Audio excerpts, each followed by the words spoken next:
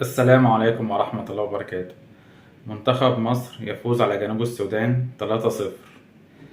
الهدف الأول جه عن طريق مصطفى فتحي في الدقيقة 19. الهدف جه بطريقة ذكية جدا جدا جدا، بأسيست من محمود كهربا لمصطفى فتحي. يعني بصاله بصة سحرية كده خلاه هو الجون. يعني من ناحية يعني الخط كده الشمالي بقى ناحية المرمى ده، ومصطفى فتحي حطها، يعني عملها لفها كده لفة يعني لفة بصراحة كويسة قوي. فحطها من زاوية يعني صعب إن هي تيجي جون، وصعب إن حارس المرمى يتوقعها. فهو حطها بطريقة ذكية جدا جدا، ومصطفى فتحي بيجيب الجون الأول. الهدف التاني جه في الدقيقة 45 قبل نهاية الشوط الأول، برضه غلطة من المدافع بتاع جنوب السودان. جاي بصال لزميله فتريزيجيه قطعها واداها لكهربا عشان ينفرد بالمرمى، وكهربا يحط الهدف التاني. وبعد كده برضو في الهدف الثالث لمحمود تريزيجيه جه في الدقيقة 72. الهدف ده جه عن طريق شوطة كده من حسين الشحات. الجون صدها فرجعت ارتدت لتريزيجيه، حطها براسه فأحرز الهدف الثالث. بس بصراحة يعني أنا يعني شايف إن هو أصلا منتخب جنوب السودان إن هو منتخب ضعيف. إحنا عايزين إن إحنا نقابل فرق أقوى من كده، علشان خاطر طبعا بطولة الأمم الأفريقية اللي هتكون في كوت ديفوار.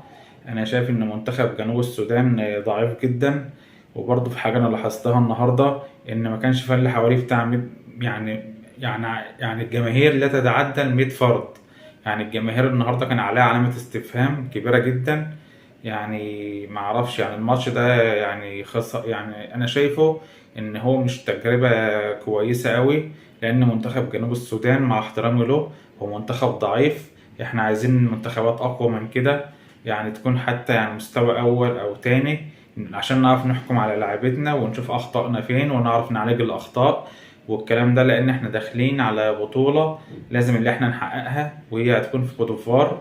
فصعب طبعا تحقيق البطولة ديت إلا إيه، يعني بمجموعة لاعبين يكونوا كويسين جدا ونعرف أخطائنا فين والكلام ده. فبالنسبة بقى نيجي حاجة تانية للنادي الأهلي. النادي الأهلي هنقول أسماء الراحلين عنه، وأول واحد برونو سافيو. طبعا هو ما قدمش مستوى يعني كبير أوي مع النادي الأهلي، وهو دلوقتي خارج حسابات كولر. فعلشان كده ده أول الراحلين عن النادي الأهلي. وهو اللاعب يعني شايف نفسه إن هو حاسس إن هو أصلا يعني فرصته ضعيفة. فهو طلب من كابتن محمود الخطيب إن هو يفسخ العقد بالتراضي والكلام ده يعني. وتاني واحد أيمن أشرف في نهاية الموسم برضه. هي في أخبار عنه إن هو رايح نادي الزمالك، الله أعلم هو رايح فين. فربنا يعني يوفقه. تالت واحد هيكون على سبيل الإعارة هيكون شادي حسين. طبعا برضه شادي حسين يعني ما قدمش حاجة قوية أوي للنادي الأهلي. فدول هيبقوا أول التلات أسماء الراحلين عن النادي الأهلي. من ناحية تانية، إيقاف برنامج اللعيب اللي بيقدمه مهيب عبد الهادي. يعني طبعا الموضوع ده كان بسبب مكالمة هاتفية بين مهيب عبد الهادي مع مداخلة هاتفية مع إلياس الجلاصي لاعب النادي المصري. طبعا هو مهيب مقدم البرنامج خدعه، قال له اللي احنا يعني ما احناش على الهوا وان احنا في فاصل. فاللاعب يعني اتكلم بحرية شوية وكلام من ده. فدوت يعني تسبب في استياء جامد من جماهير النادي المصري ومن إدارة النادي المصري. ف... فالبرنامج يعني توقف. وبصراحة يعني أنا حاجة كويس، أنا يعني إيه مش شمتان ولا حاجة في البرنامج ولا حاجة، لكن إحنا هنرتاح من كلام رضا عبد العال والهري اللي بيقعد يهريه والكلام ده، وهنرتاح يعني راحة مع بعضها راحة بسبب وقف البرنامج ده. فانا بصراحه يعني انا على قد يعني من بكون زعلان ان في حاجه بتبقى قاطع عيش لحد، لكن كابتن رضا عبعال بيزودها قوي، خصوصا مع النادي الاهلي ما بيعجبوش العجب مع النادي الاهلي مهما يعمل.